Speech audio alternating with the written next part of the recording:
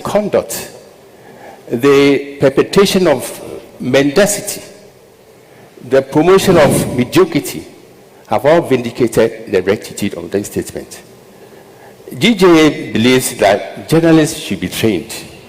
I believe this is a principle I've held so highly during my presidency, because we do not know it all. Our all-knowing pretensions have no basis. And because we have unfettered access to the microphone, because we have unlimited access to newsprint, sometimes we can spew whatever we want.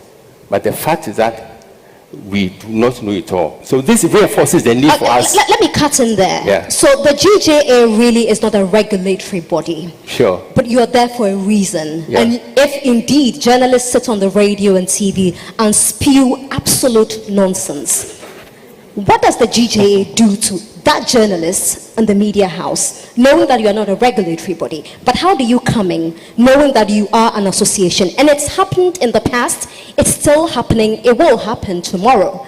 How does the GJA ensure sanity in the media space? Ethical standards, we believe that, are not product of happenstance. Ethical standards are the fruit of training.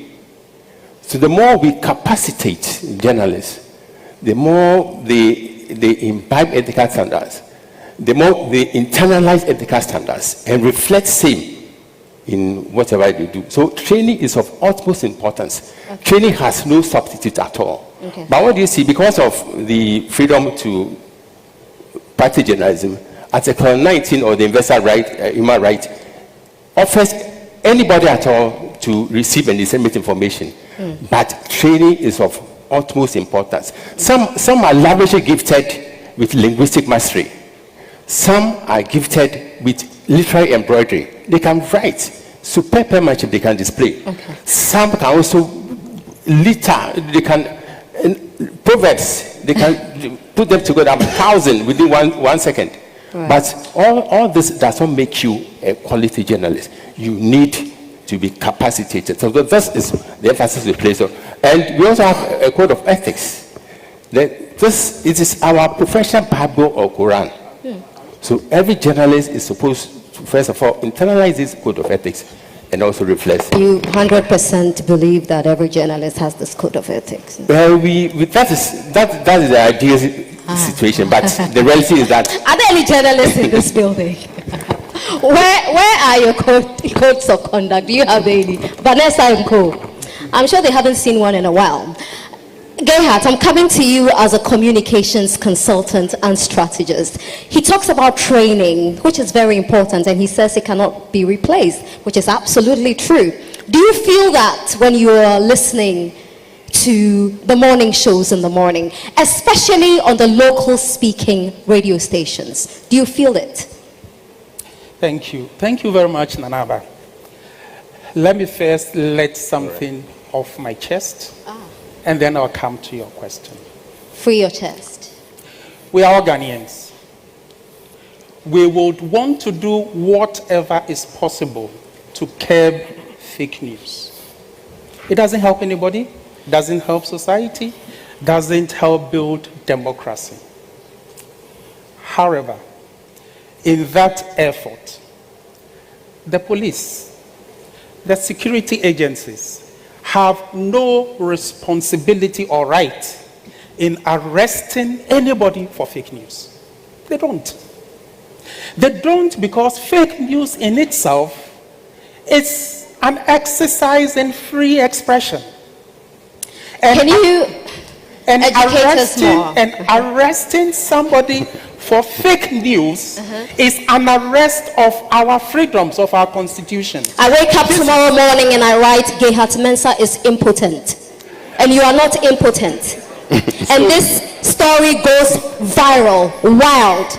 You're saying that the impact it has on you mentally, the impact it has on you business-wise, financially, all of that should be neglected because the police has no right to arrest me for starting I haven't said Such so. a wild There are fake enough story. processes and institutions that have been set up to deal with situations like Walk us through it. that is why we have the National Media Commission.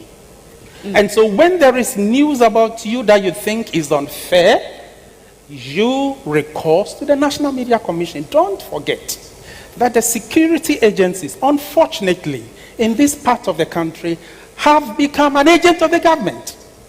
And so I get up, I call the IGP because I'm a minister. Afel Money has published fake news about me, and then he gets arrested. I am not saying that there should be no sanctions for fake news. Okay. I am talking about a process. And that process does not lie in the police getting up at times without any complaint and arresting journalists for fake news. Okay. That is the point I want to make. When was the last time this happened? Oh, I'm it trying happened, to- I think, 2 years ago, and questions were being asked. Who was Okay. the complainant? Who was the complainant? We didn't hear about any complainant. The police, out of its own volition and Okay. power, arrested a journalist for fake news. It is wrong. It shouldn't happen. Was the story fake?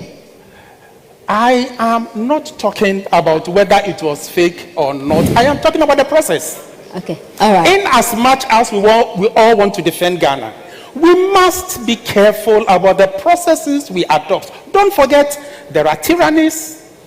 There are tyrannical leaders, there are autocratic leaders. If we don't sanitize the process and leave it open so that anybody at all can get up and arrest a journalist for fake news. Who said the news was fake? Well, if the news is fake, it is fake. How did the police know that the news is fake? Because I complained. And that is why we have the National Media Commission. I'm talking about process. Okay, but again, there has been debates, arguments about the potency of the National Media Commission. Again, it's a commission and not an authority. So its work is somewhat limited. But I'd like to bring in the IGP because you mentioned him and I think that he must respond.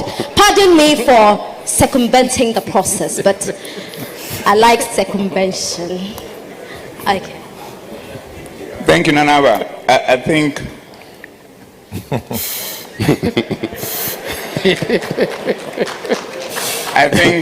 let our Ghanaianness be fully displayed in this contest. We started off by saying that it is not an avenue for scoring points and making accusations and counter-accusations, more so when they have no foundation, like has just been put out there by my brother, because he's a Ghanaian and he's around my age, he's a brother. The point is simple. Police have not arrested anybody for fake news. What we are talking about is that there is a law that says that if you go out there and start putting things out there, that has the potency of bringing the security of the states into disrepute to a level that it will create confusion, and for our very survival to be destroyed, we will deal with you. Simple. It's as simple as that. So please, don't let us come out with sensation. You are looking at a pure case of clickbait. That is what you are just saying. But police have arrested people for fake news. You click on it and there's nothing like that. That's clickbait. Please, let us focus on the issue of finding solution to where the issue at stake, and start creating confusion in the midst of a peaceful environment where minds are at work finding solutions to problems. I thank you very much. Thank you very much. The IGP has spoken. Now, let me go to the question you asked. Absolutely. If I had known this issue will have come up, I would have bring the specifics because it was published. But somebody was arrested. But let's leave it as it is. Let's leave it. And yes. let's proceed. My only point was that there are freedoms enshrined in the Constitution, and in our urge to protect national security, we should not infringe on that freedom. But your freedom ends where another there is freedom responsibility, starts. Yeah. and the responsibility exists in institutions and processes that have been set up. All right. What do I feel now watching television and listening to radio hosts in terms of the handling of fake news? I think that fake news has become a feature of our journalism, which is bad. How It doesn't so? help. It doesn't help anybody. It creates impressions that do not exist. And we must find a way of combating it. There's no two ways about it. But we have to go through it the hard way, not the easy way.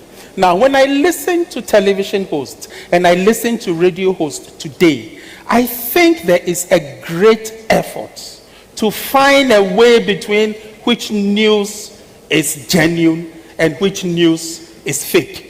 And so to the extent that radio and television is concerned, I think a lot of effort is being made. I hear people being asked, what is the source of information? Can you provide evidence? Can you provide documentary evidence? So that one, I think, is being managed. Okay. My brother spoke about, or you raised the issue about PR and trying to make organizations look good. I just want to add that the responsibility of PR is not to make institutions look good instantaneously when they are not really good. Okay. It's about building the buffer over a period of time. It's about creating the situation that will ensure that even when negativities arise, there are enough positivities Okay. to absorb the negativities. But not just to go out and when there's a bad story, then your responsibility is make the bad story look good. Go away. That isn't how it All right, let me bring you in John. John, you are from Cyberspace and Information Assurance. What's information assurance? Okay, so thank you, Nana. But before let me just correct a little misinformation. Okay. It's actually Okay. a directorate under the National Signals Bureau. Right.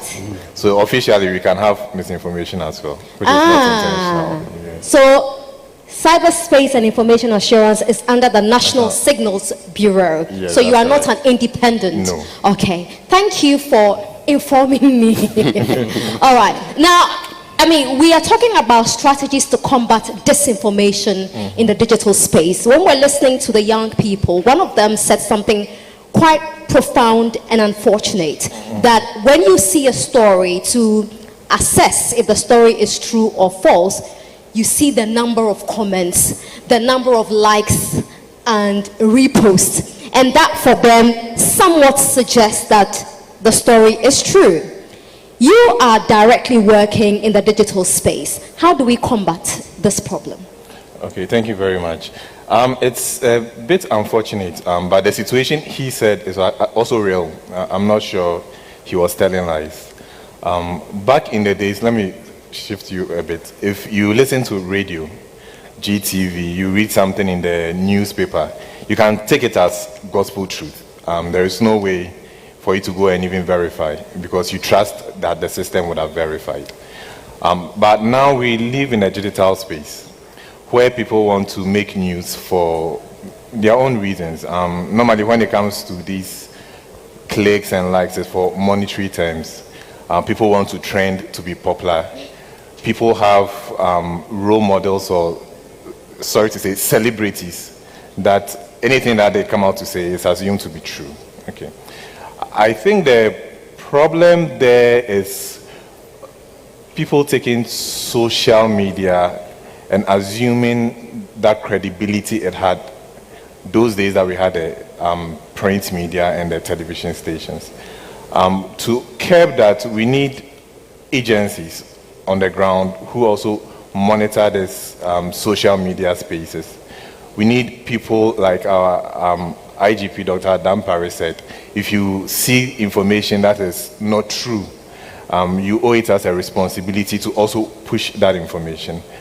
So if we have media houses, if we have citizens as a whole, also liking information that is true, also retweeting information that debunks those false information, we will be getting somewhere with it. So that, Right. I think that's one approach to use. Thank you very much. And I don't know if you remember, but recently, this one was not misinformation, disinformation properly, Chef Smith.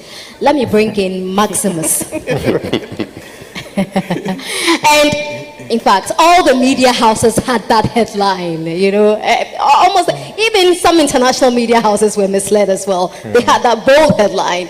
Anyway, so Maximus, Yes. we're here discussing how to combat such disinformation.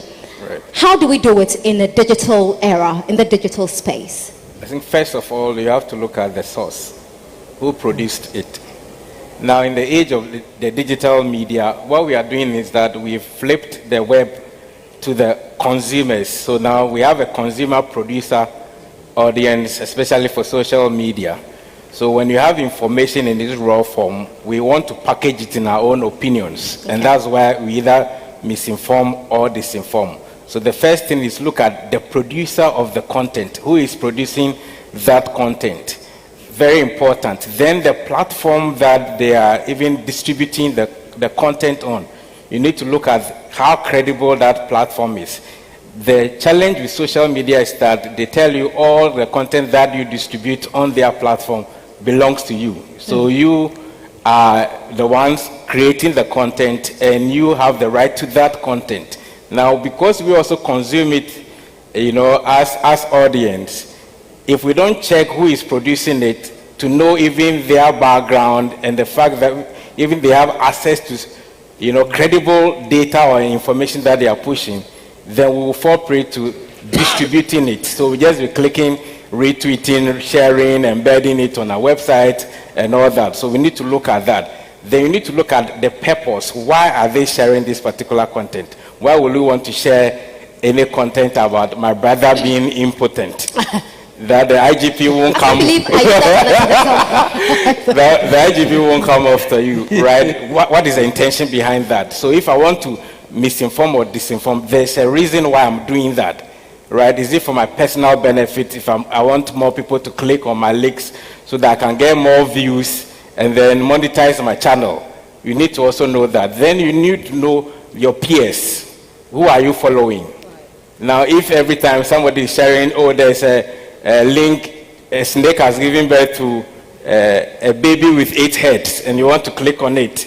Those are the baits that it starts with. Then we just click on it, somebody gets access to your information, or somebody, gets access to your account. And that's why people use a lot of fake news links to get us, or disinformation links to get access to our devices and all that. So we need to look at the peers, those who are conversing with and all that. Then policies of the platforms, Facebook policies, Twitter policies and all that. And I think at the higher level, governments need to also look at some of these platforms. At times you report particular content that is fake, and they will tell you they've reviewed it, they didn't see anything wrong with it, and they didn't pull it down. Absolutely. Some countries, they should take those platforms on so that they make sure that fake news, when it's reported, is either reduced in terms of the reach it gets or is flagged, and there should be a place where I can go and verify information about my country or anything that is said about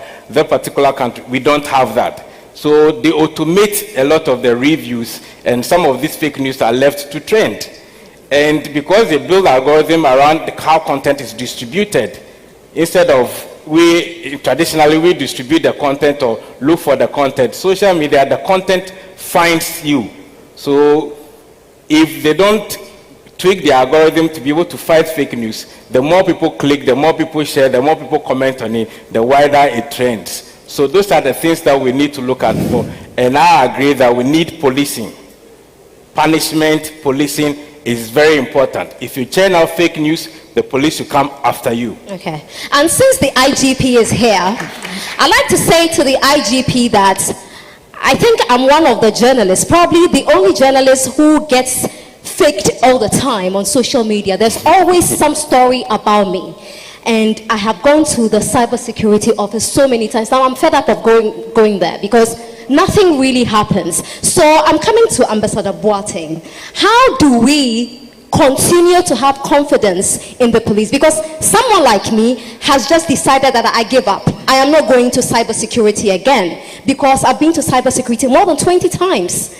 About stories people are churning out about me, and these people are there. You know where they are. I've given information, their numbers, where they live, and nothing has happened to them. So I have decided I won't go to cybersecurity again because nobody really cares what happens to my reputation, to me.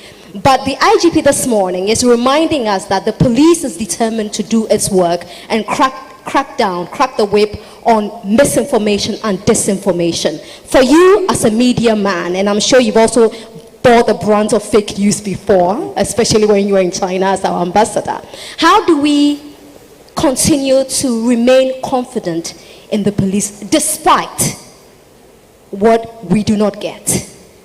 I think it's not only the police. I mean, just the IGP is here, so Yes. but it's not only the police. He's a good uncle. He's a good uncle. No. I will let you respond to that. We need to strengthen all our media, all our institutions, whether it's the Electoral Commission, it's the judiciary, because when people have confidence in the institutions of state and they go to them, they expect certain results. For instance, you give the example of cybersecurity. I think it's something that we need to pick up. Why are they not pursuing your concern?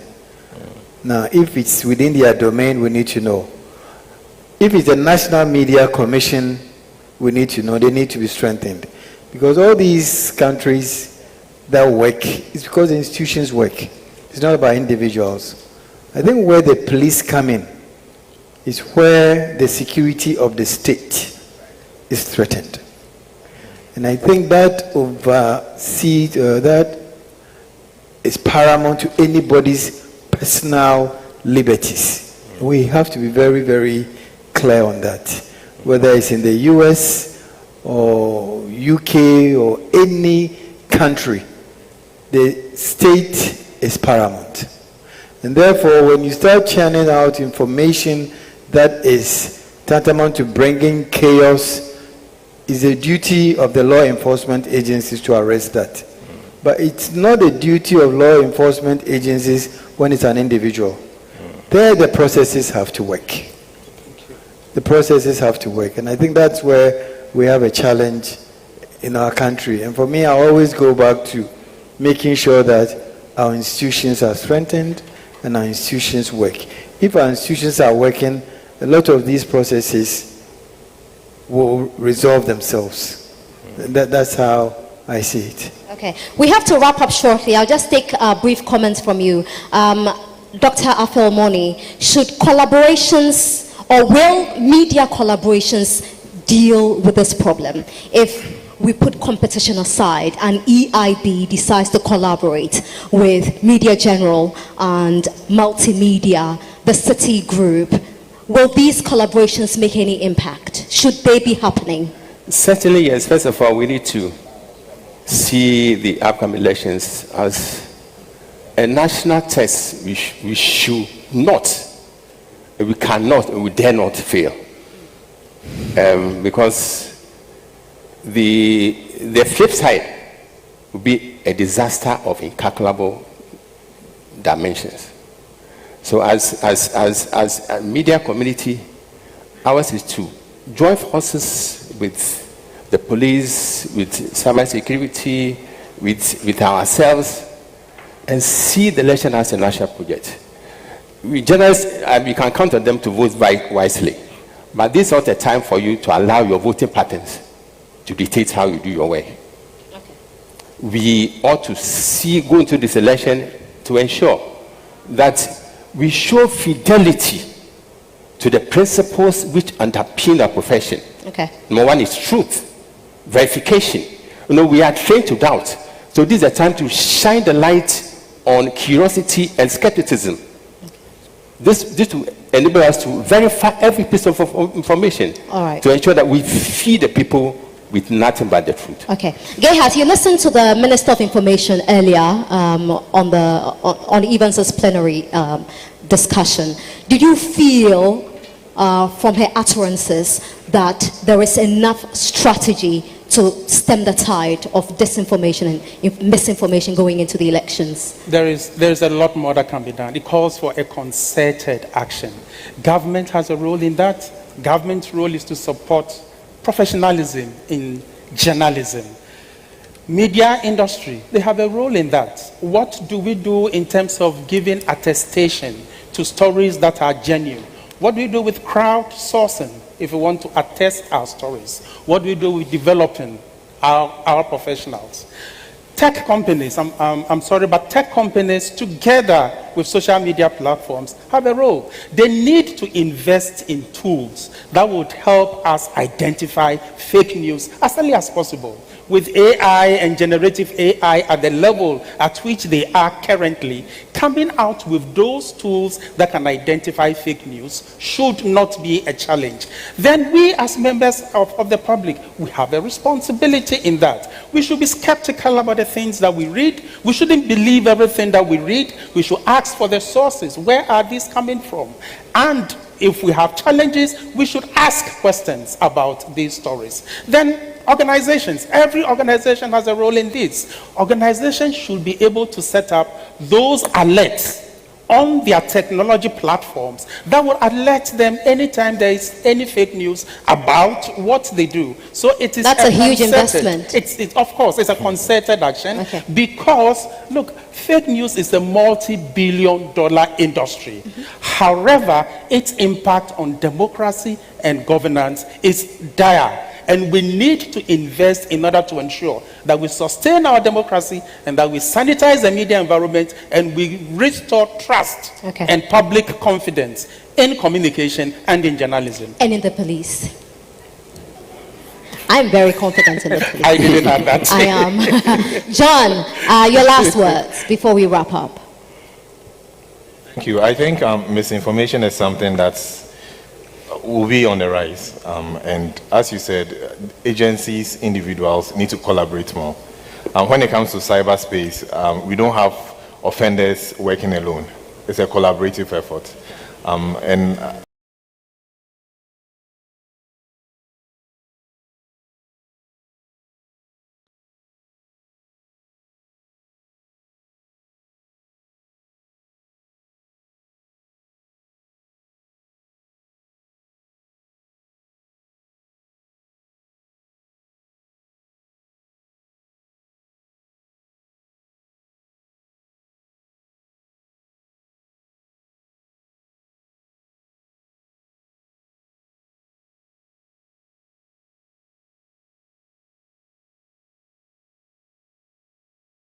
Best Inventor Ghana Season 3 is here.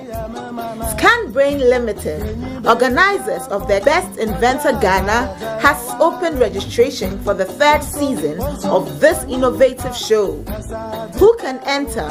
Manufacturers of innovative solutions for daily use. Winner goes home with 5,000 Ghana cedis. First runner-up with 3,000 Ghana cedis. And second runner-up with 2,000 Ghana cedis. The show will be broadcast on ABC News Ghana Television. Best Inventor Ghana Season 3 begins on the 21st of September 2024 at the Assembly Hall of the St. John's Grammar School. Registration is open to everyone. Call us now on 054-955-4148 to register.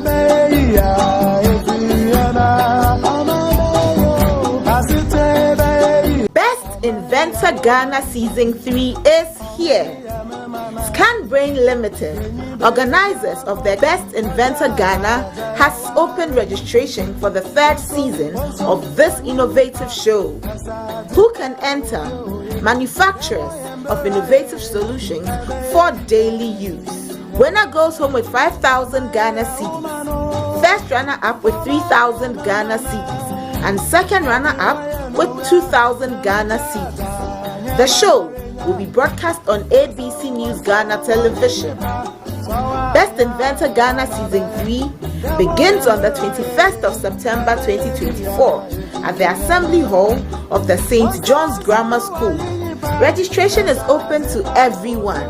Call us now on 054-955-4148 to register.